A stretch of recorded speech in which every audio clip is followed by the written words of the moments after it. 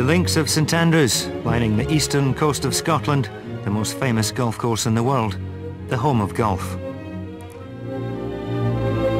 The Open Championship has been played 23 times over the hallowed turf.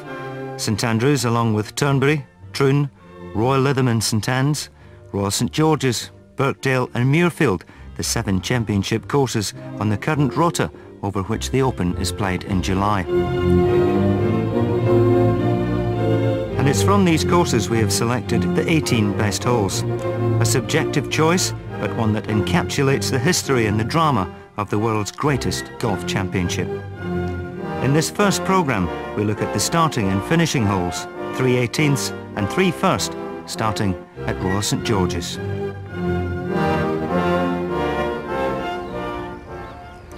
The first shot on the opening hole at Royal St George's. In amongst the dunes between Sandwich and the Kent coastline lies 6,857 yards of championship links and the challenging first hole. I think it's one of the hardest holes to tee the ball up. First of all, it's very long, around close to 450 yards, I think, and many times into the wind. So you face a pretty tough drive. And once you hopefully get it on the fairway, you're still looking at a very long club in, long iron, usually over a huge bunker. And the green actually slopes away. Once you fly it over the bunker, the green slopes away from you. And even though it's a fairly large green, it's still a very tough hole. I think most players would be very happy with the 4 there.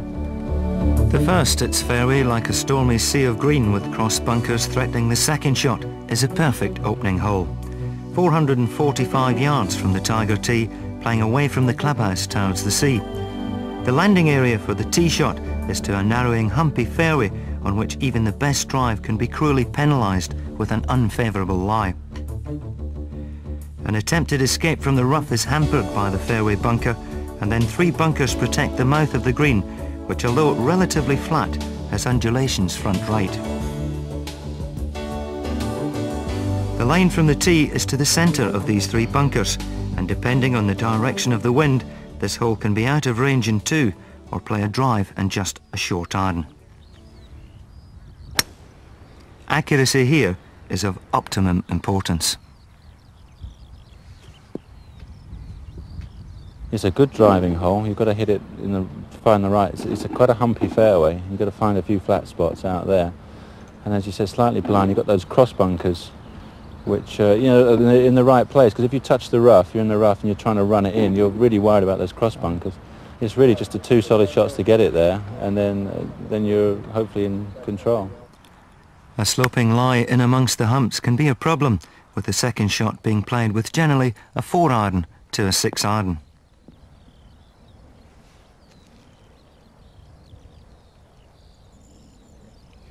But miss the fairway and the rough can be very severe. Playing to the green is a near impossibility.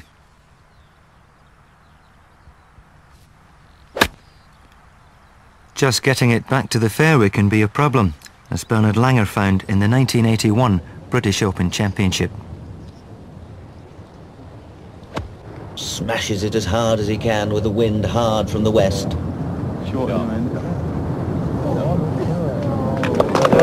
He forces it out well, but he's still got a long third shot at this opening par 4 hole. The problem was a little less severe for his third round playing partner. Raymond Floyd pulled his tee shot and ran into the edge of the semi-rough on the left.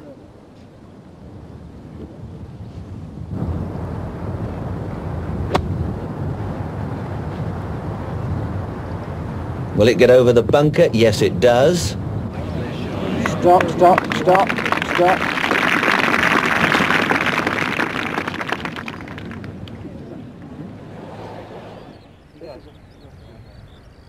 The fairway bunker means a certain dropped shot, and the greenside one doesn't fill the player with optimism. Once on the green, the undulations on the front edge can cause problems, but as the great Bobby Locke once said, any putt is holeable.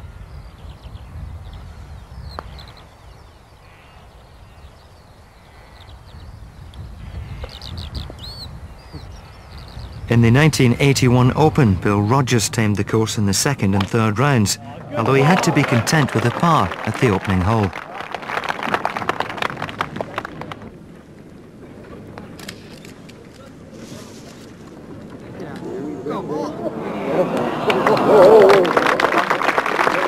But at the end of 4 rounds, Rogers was a comfortable winner.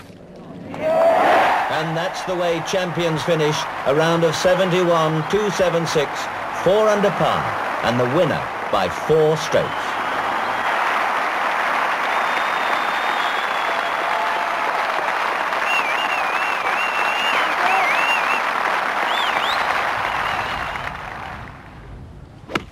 In the 1985 Open, Scotland's Sandy Lyle was to become the first British winner since Tony Jacklin some 16 years earlier. Here in the third round, he found the fairway for the first time following a bogey and a double bogey on the opening days. Sandy has vivid memories of his battle with the par 4 first. First hole, really, I think it's in George's, demands a very accurate tee shot because it's a very narrow fairway.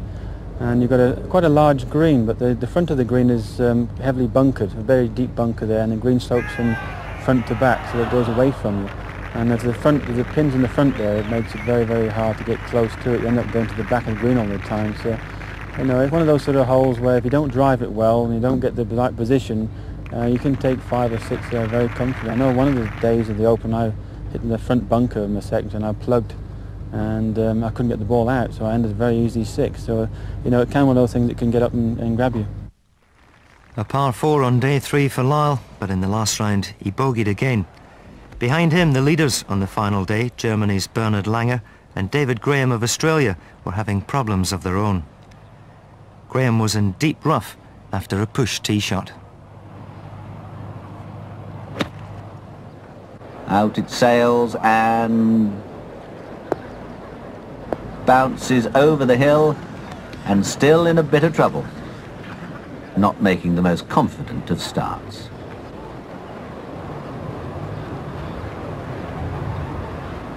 Now Bernhard Langer's second shot. Looks to be a 7-iron.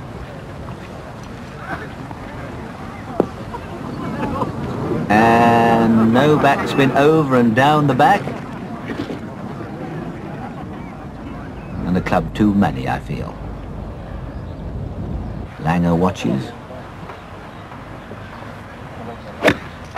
Graham pitches.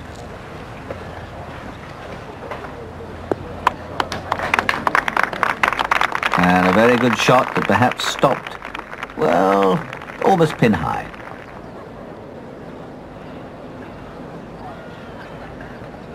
Now Langer with the most awkward of little shots. He's run up against the first cut of the rough. I think hands forward, little 7-iron stab. There, up the bank it comes. Oh, and that's an excellent shot from an awkward little situation.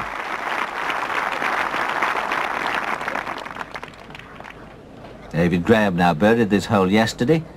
Can he hold a longish putt for his par today?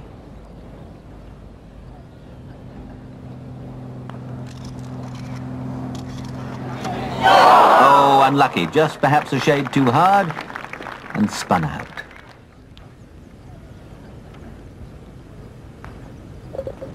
A bogey 5 for David Graham, and straight away he's back to level par. Now Langer with one of these little testy putts, this time the reverse grip.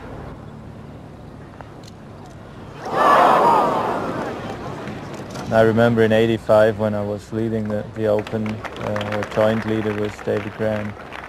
I missed a little 3-footer there on the first hole for par, and that shook me up so bad that I never recovered for the other 17 holes. Langer, Graham and Lyle all bogeyed the first, but whereas Graham and Langer went on to score 75s for equal third, Sandy recovered to shoot a par 70 and capture his first major. Mind you, the opening 445 yards at Royal St George's did him no favours.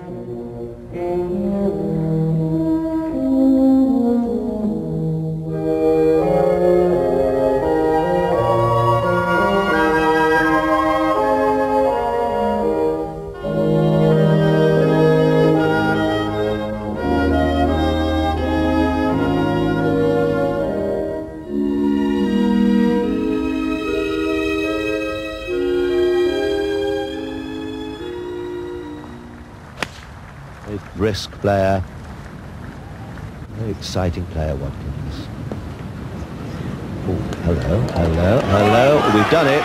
Oh, we've done it indeed. Well, would you believe it? Lanny Watkins at the Open in 1988 getting his third round off to a flying start with a rare hole-in-one at the equally rare par 3 first at Royal Lytham. Rare because it's the only course on the present rota that opens with a par 3. At 206 yards, one could be forgiven for thinking it's a gentle start, but the hole plays longer than it looks. The natural elements play a large part in its unpredictability, as Open winner Sandy Lyle explains.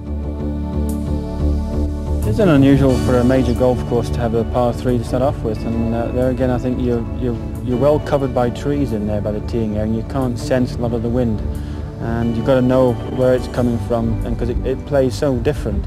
I mean, I know when Lanny Watkins holed there in the Open last time, he made a 7-iron in the hole. I've seen time where you're hitting 3 irons in there and trying to keep it down in the wind, and it's quite a big green, so and it's well bunkered, but I think you're looking for a 3 there, maybe possibly 2. Nick Faldo was the defending champion in 1988, the last time the Open visited Royal Lytham. At the first, he opened his account in grand style. He's made it. What a great start. What a wonderful start from Faldo. He birdies the first. So the holder is out 1 under par after 1. Faldo, though, has had his problems at the first. In the third round in 1988, his tee shot just a little strong and only just falling off the back edge, but it cost him a bogey 4. Nick appreciates the difficulties of the hole, which he has also faced in other tournaments. And I also opened my Ryder Cup debut on that hole in '77, and it's I think it's a difficult hole because like all par 3s, you only get 1 chance, and it's a tough par 3 because it's always swirling wind and guarded by an awful lot of bunkers.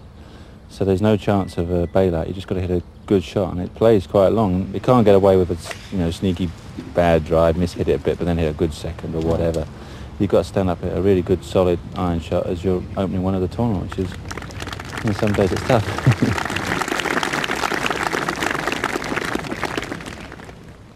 So what should you look for when you're standing on the tee? The green, you might say. And you would be correct. 4 bunkers guard the left of the green, with some more short right. Like so many of these links courses, the natural elements play a major role in how one plans their strategy. On a quiet day, no real problem, but how many days can you expect to be as calm as this at Royal Lytham? One player who appears to have had very few problems with this opening hole is the genius from Santander, Spain's Severiano Ballesteros.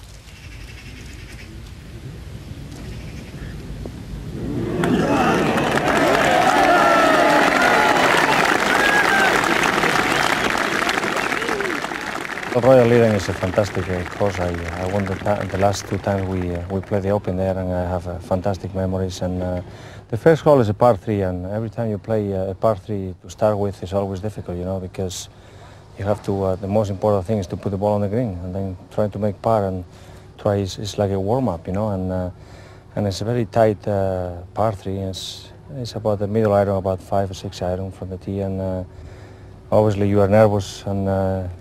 All you're trying to do is, as I just say, is to put the ball on the green and make par and go to the next, I think you made a couple of 2s or something, didn't you? The first time I won, I was playing with Hell Erwin, and I make 2. Yeah, I hit it 6 iron and I hold the putt from 20 feet. And that was nice. Great way to start. Yeah. Level par, 2 behind Erwin.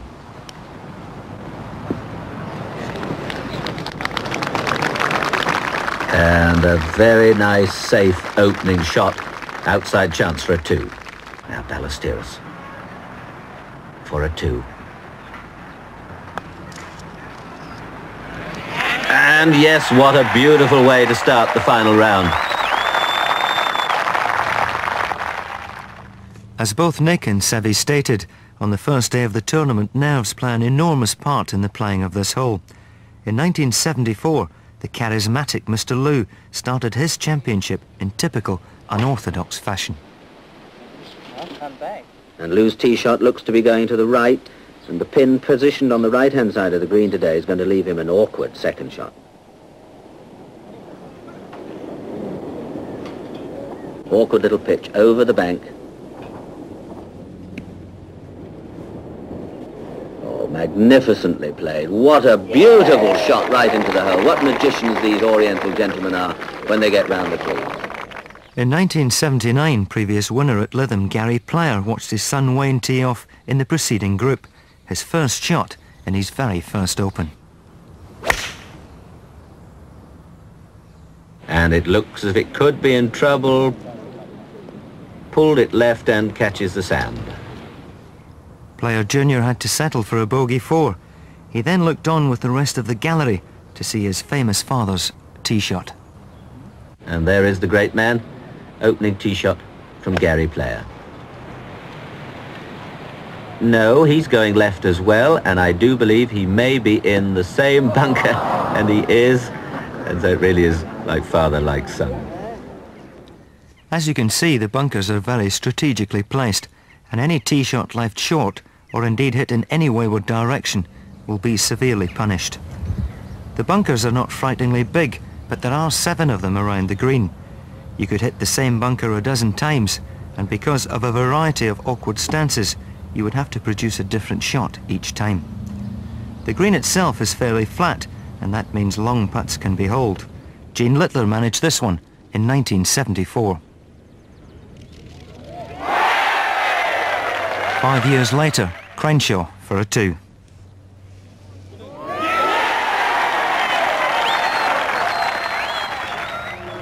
The short first at Lytham, with its tee in a pleasing arbour, is relatively placid, but with all the hazards, the green is the only place the player will find sanctuary. Nick Faldo summed it up: a 3 is a very, very good score, and any pro in the world would happily board Lytham's second tee level par.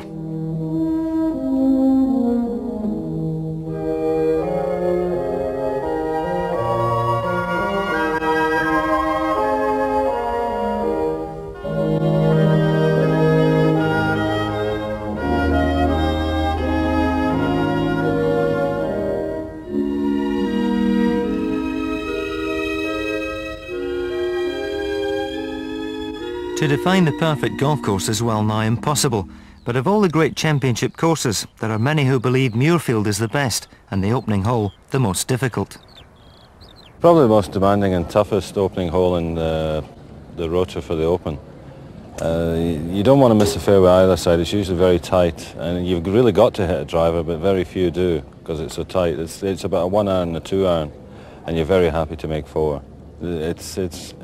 It's very demanding being the first opening hole of an opening because you're always a bit nervous anyway. 447 yards par 4, Muirfield's opening hole is a gentle dogleg from left to right. Much of Muirfield's greatness is in its severe test of driving.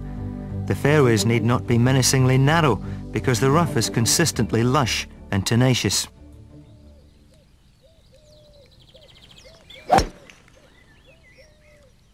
Tough though it is, rough is not the only problem. The bunkering reveals an imagination of design that would be cruel if it were not so fair. Having safely negotiated the fairway bunker, a good drive will leave you a shot of around 180 yards. Mind you, depending on the wind, this hole can play anything from 2 woods to a drive and just a wedge.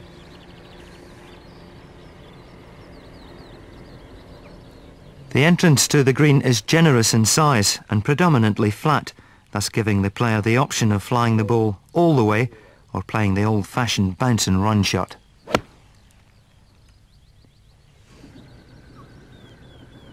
The green is where the generosity ends. An errant shot is sure to be swallowed up by one of 5 greenside bunkers.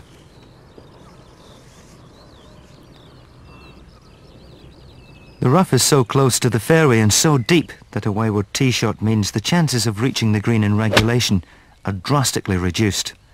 The nestling lies produce frustration to all.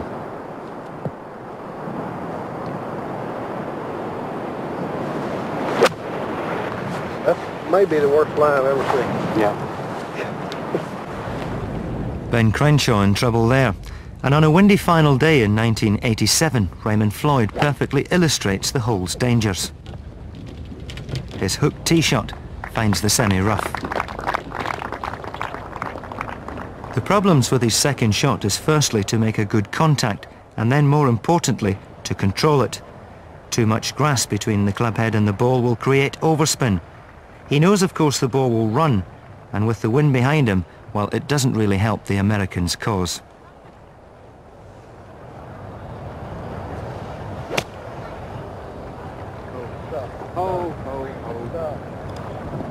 As the ball trundles across the green, there is nothing to hold it, except the awaiting sand. If that isn't enough, Floyd finds the most difficult of lies and now faces a shot of real precision. He escapes, but only for a moment. The wind and the contours bringing the ball back into the hazard.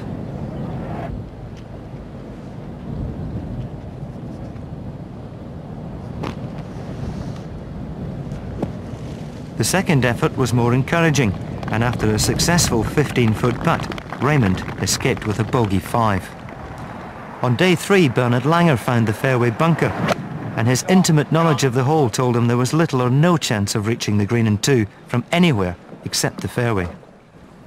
Well, ideally you want to place the ball as far down on the fairway as possible, and definitely on the fairway. So I remember there was some severe rough there in the past, and if you hit it in the rough, it's almost impossible to reach the green.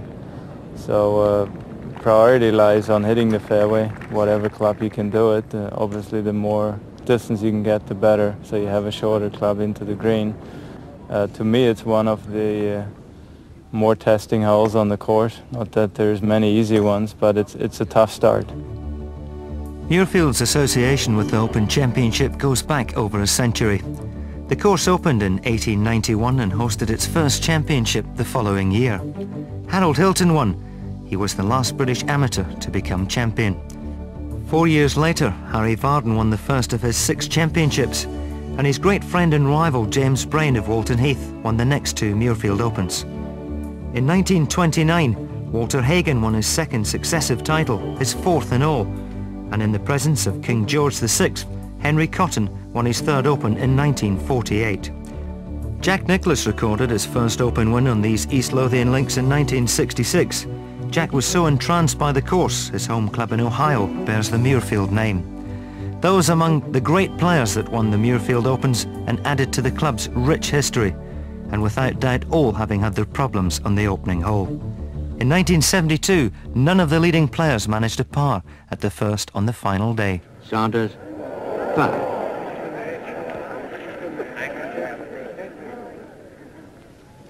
Jacqueline.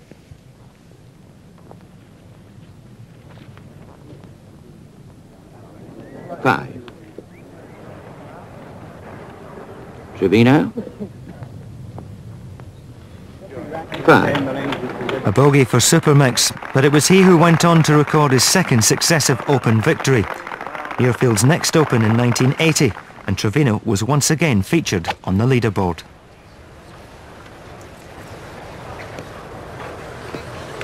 At the first in his final round, a 5 wood from the rough, and it ran just off the back edge. And although he recovered to make a par 4, he was always chasing the tournament leader, Tom Watson. Watson from the rough. 6 iron. Found a reasonable lie, made good contact. And will it just hold? No.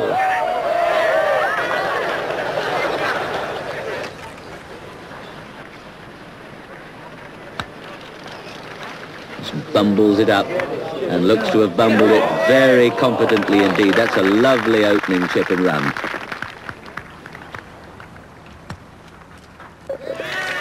Watson parred the first and went on to shoot 69.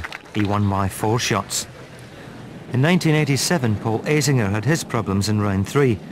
Another awkward stance, and the best the American could do was a bogey 5.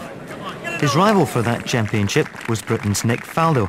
In his final round, Faldo chose an iron off the first tee.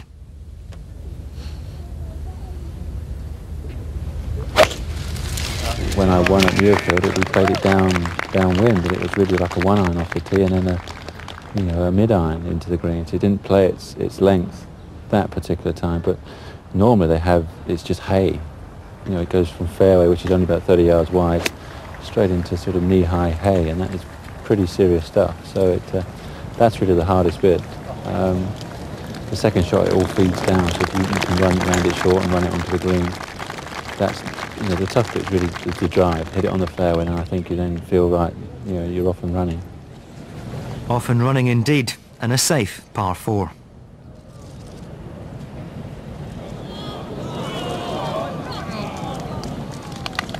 Four hours later, Faldo had captured his first Open. Faldo's name added to Muirfield's Open champions, an illustrious list who have all struggled and suffered over the course's opening 447 yards.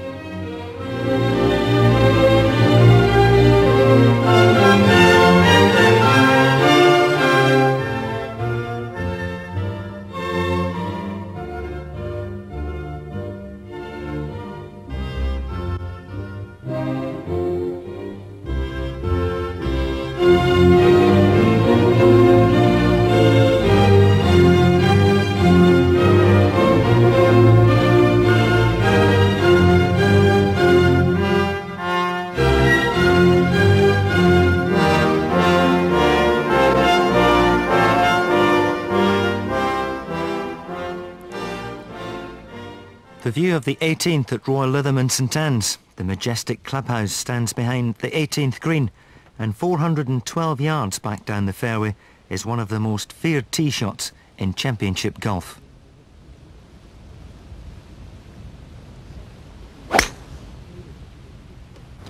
It challenges the golfer with its long narrow fairway, and the left and right are intensely guarded by fearsome bunkers.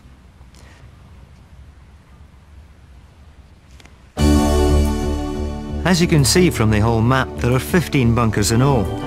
The drive is of a premium, and to be honest, the only safe place is the fairway. The problems don't end there. The second shot demands an accurate iron to a green shielded by moored bunkers. So how does Nick Faldo see Lytham's 18th hole? It's a fiddly hole. I think I have played it in the past, but it's been a real long, good to honest par 4 when it's been if it's been wet, it's been a drive and a very long iron. But I think now, if it's dried out, it's a fiddly drive. Got to sort of miss those bunkers, and then it's quite a narrow second shot. It's to run in, and I think the clubhouse pin on the back of the green does foreshorten the yardage. So that's probably the difficulty. Do you have any set strategy for the hole, or does it change just because of wind, or? Well, I think you obviously most important thing is hit the fairway, not necessarily how far. I think if it's dry, you just get it on it, 3-wood it or something down there. That's always the key, I think, in any Open. If you touch the rough, then you're not in control. After a good drive, this is the view you get for your second shot. On a calm day, just a 6 or a 7 iron, but you get the feeling you're playing a little across the green rather than along it. A problem perhaps, but the former Open champion, Sandy Lyle, is more concerned about the bunkers. It is tight. And you've got a lot of bunkers, and if you get in those bunkers, that's virtually a shot gone. You're looking at 5, possible 6. Like Tony Jacklin, when he won there, he had a very, very good tee shot, left himself like a sort of, I think like a half 8 iron or 7 iron or something, so he does play a lot easier. In that famous Open in 1969, Tony Jacklin followed up his superb drive with a great approach. 3 in front, he was about to become the first British winner since Max Faulkner in 1951. What a heroic finish this is. What a beauty. So a new star rises.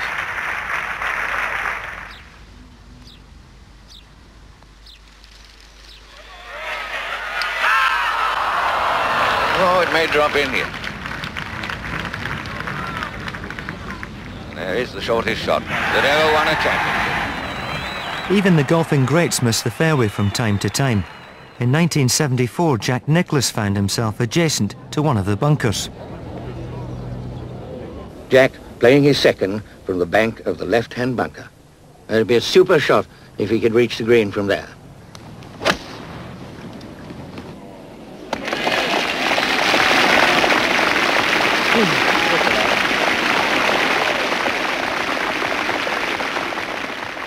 And it is a super shot. A wonderful recovery from the American, but a putt of even higher quality was to follow.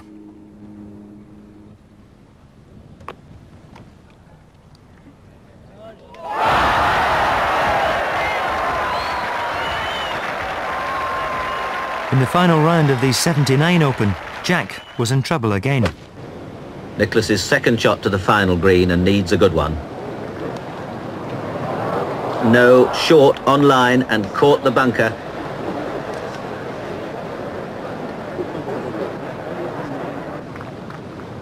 Jack Nicklaus's very difficult third shot.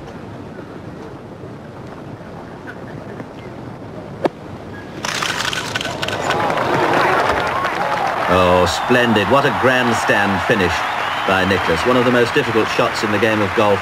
Exploded out to a mere 4 feet or so.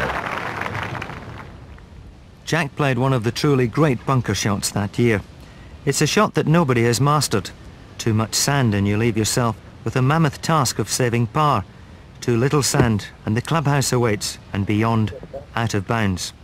In 1974, Gary Player, leading by 5 shots playing the 72nd hole, gave himself a problem of a different kind.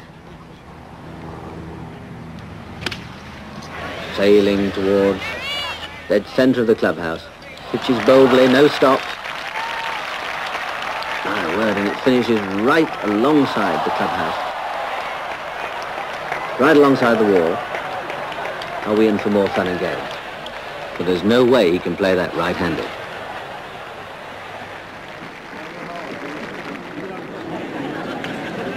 Can I have a rules man, please? Yeah. I don't have to play that, right? Does he know? He takes a drop with one shot, isn't it? If he takes a drop. Zone. Yeah, but I mean, I don't want to take a drop if I don't have to. Well, you either got to play it, or you move one shot. There's no specific rule for the far bill. Reaches into the bag for the old trusty putter. It looks, yes, he's going to attempt a left-handed knock along the ground onto the green, because he's got strokes to spare. Nothing in his way.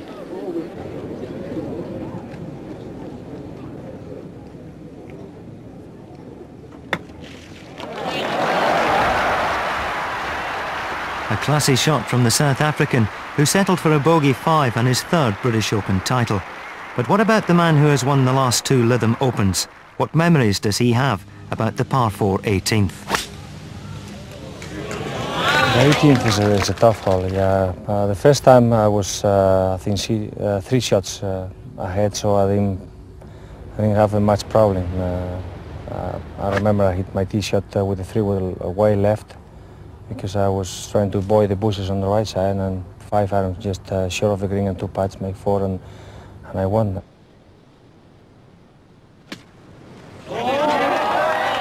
Well, that's the first signs of caution we've seen from the young man. He's played it out safely to the front of the green. Ballesteros' 3rd shot.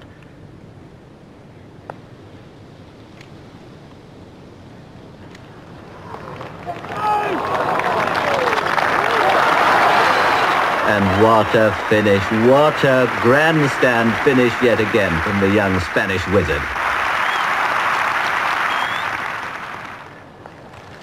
Yes, there it is. 1 under par, 283, and a remarkable victory. The second time was different. I was playing with Nicky Price. Nicky was playing very well, and I was just 1 shot ahead. And it was a very difficult tee shot. I remember I hit a driver from the tee, and I was just trying to aim a little bit the left side and try to bring the ball back into the fairway, and I carried a little bit too much, and I was very lucky to clear the bunker on the right side, and it's a very difficult tee shot. I remember I have a very good lie for my second shot, and I play a 6 iron, and I was trying to just hit it nice and easy on the left side, because there were 2 bunkers on the right side, and I just pulled it a little bit to the left, and I didn't have a good lie for my 3rd shot, but I was lucky enough to get close on 1.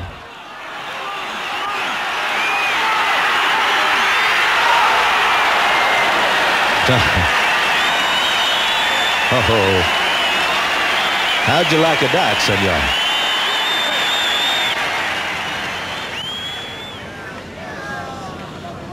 In she goes. 65 strokes. Seve is once more the champion.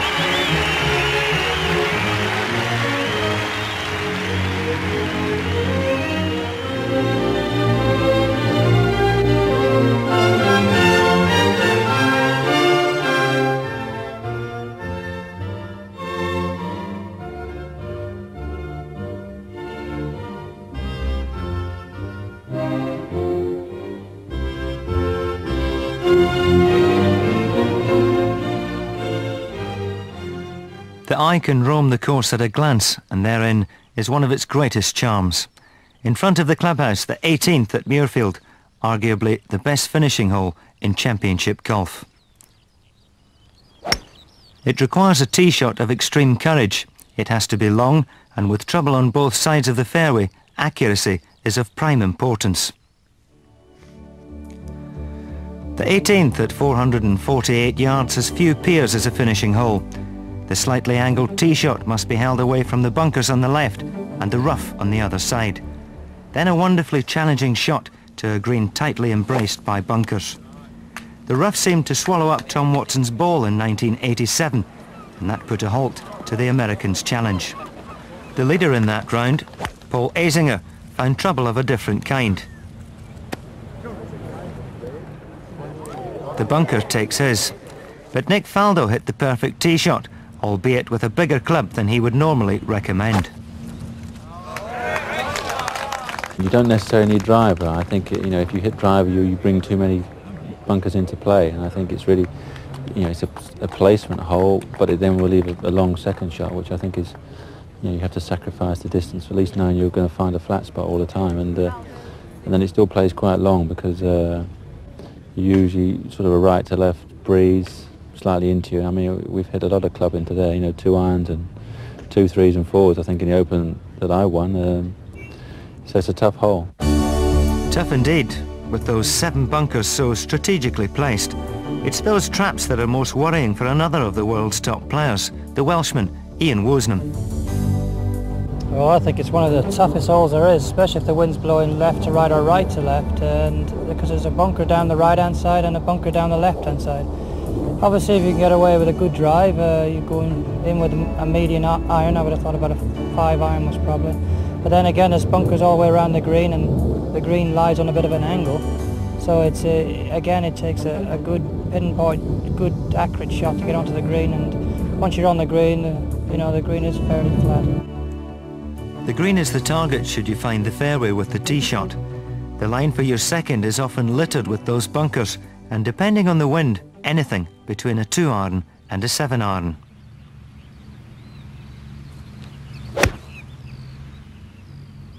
The green sloping a little from back to front should hold the ball up comfortably.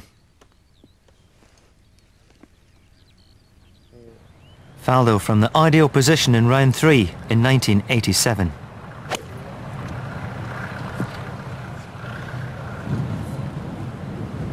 He pushed his second and found the island in the right-hand bunker. Paul Azinger from the right fairway bunker was unable to play the ball forward, and for both players, bogey 5s in round 3.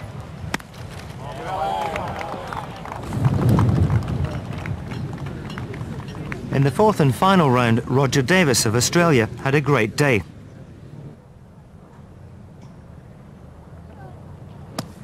He found Faldo's bunker at 18, and Roger has vivid memories of the hole and the occasion. I remember the last Open that I played there when I ran second to Nick Faldo, and I made a great 4. You know, I was lucky to miss the bunkers off the tee, but then I hit the bunkers around the green. But it's when you walk into the amphitheatre of people, it's something that all the guys just love. Behind Davis several groups later, Nick knew he could soon be winning his first major title as he addressed his second to 18.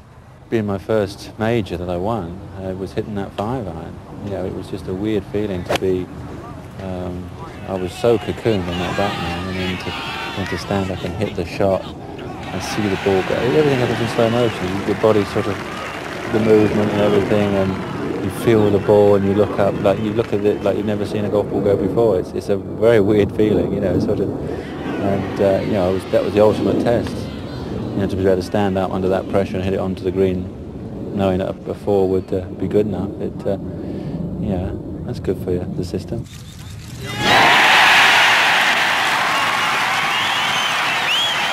For Faldo, there was an anxious wait, because there was still the challenge of Paul Azinger.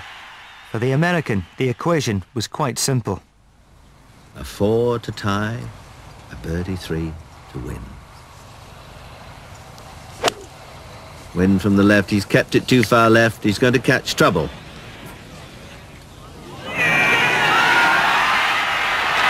And some cheers and groans, a mixed reception there.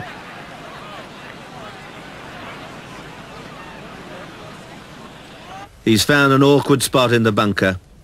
This is by no means a doddle to get down in 2 from here. Look at that stance.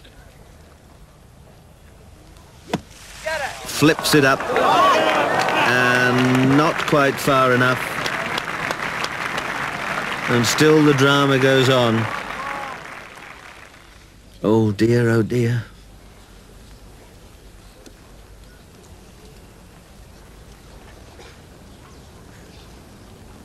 Now this to tie.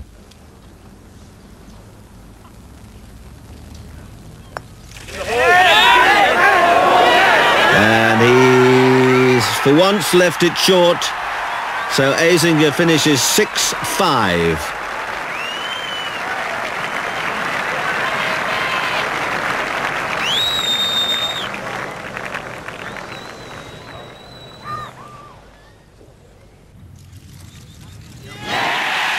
Azinger ruefully eyes the claret jug that was so near and yet so far.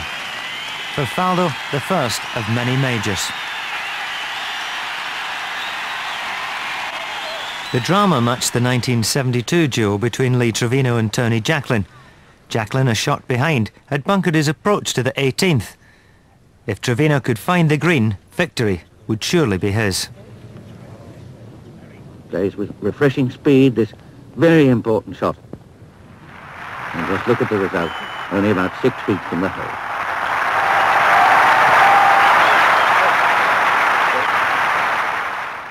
Gets in the bunker in 2. And now, after all this, he wants to get down in 2 more to keep even with Jack Nicklaus. Jacklin 2-putted for a bogey 5 to finish 3rd, and that defeat, he admitted later, was so devastating that it effectively finished his career. For Trevino, the luxury of 2 putts to win his 2nd successive Open after having mastered Muirfield's treacherous 18th.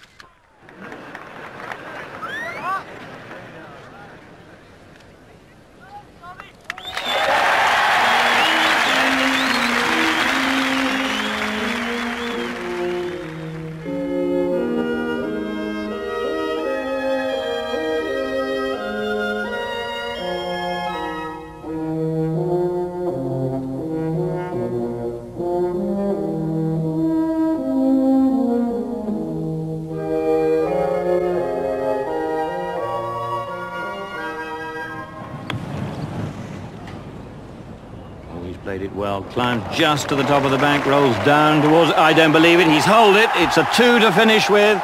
That suddenly takes him to 5 under par in a round of 67, and probably more important to Faldo, just 1 behind Norman. The 1990 Open and Nick Faldo on the way to victory with a famous eagle on the final hole at the home of golf.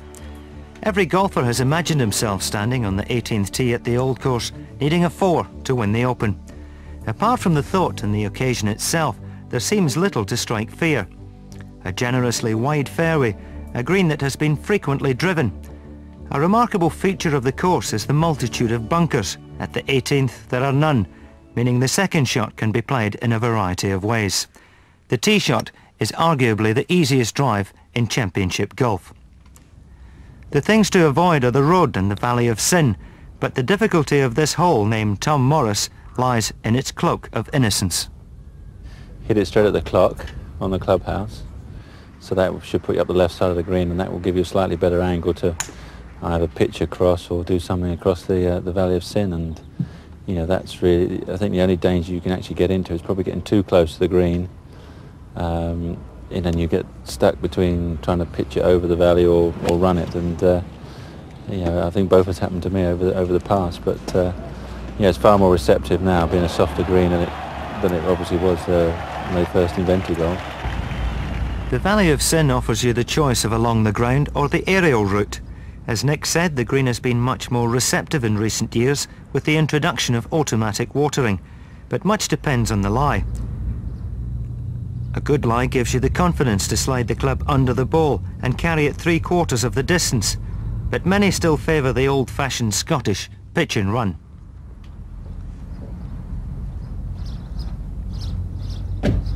Over the years we've witnessed some brilliant variations.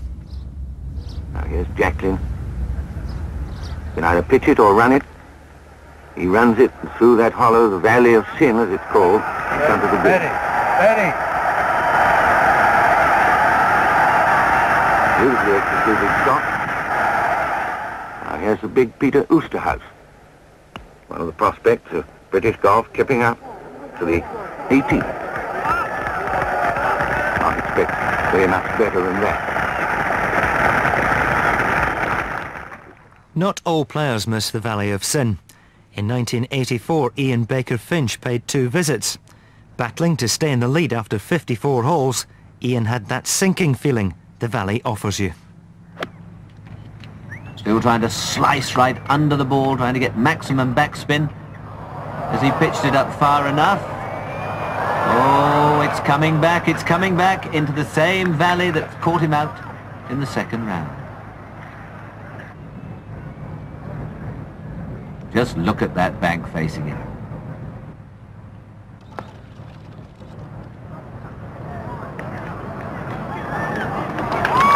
Oh, that's mighty fine indeed from there. This for a 4 to keep a share of the lead.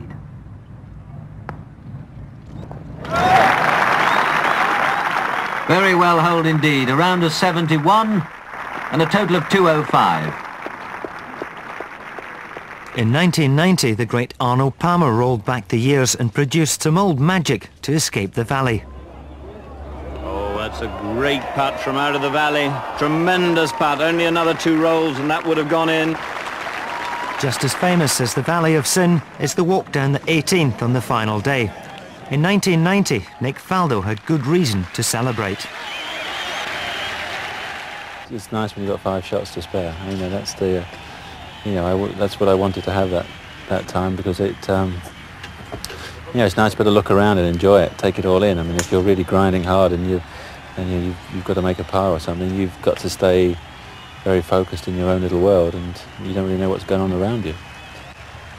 Paul Broadhurst is another one with great memories of the 1990 Open. In the 3rd round he stood on the 18th tee, needing a par 4 for a round of 64. Yeah, a pretty good drive, but found a bit of a divot hole. And fortunately the pin was towards the back, so it wasn't too difficult a shot. Made a 9-iron and just punched it in. 29 out, 8 under today. 4 at the last for a 64. All right. Oh, and he may do better than that. That will be for a 3, a closing birdie.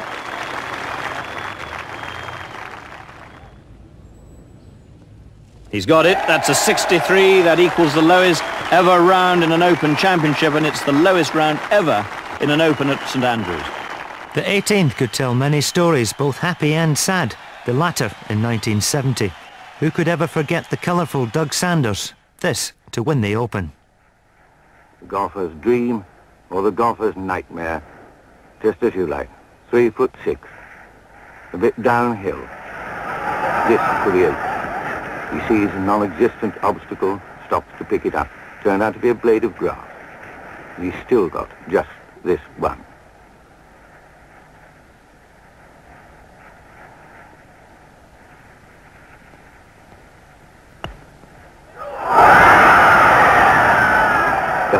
Somehow I knew it would happen before it did happen. There's disaster for Tom. And so it's a tie. It goes from 6 under to 5 under. And it's a tie between him and his compatriot, Jack Nicklaus. Nicklaus triumphant the following day. By contrast, the sheer joy and jubilation of Seve Ballesteros in 1984. A putt that will swing from right to left.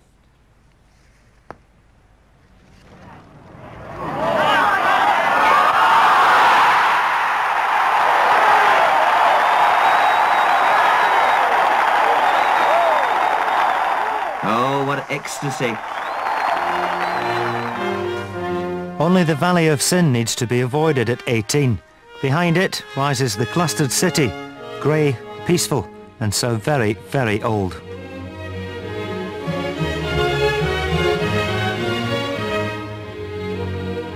So those the first 6 of our chosen holes.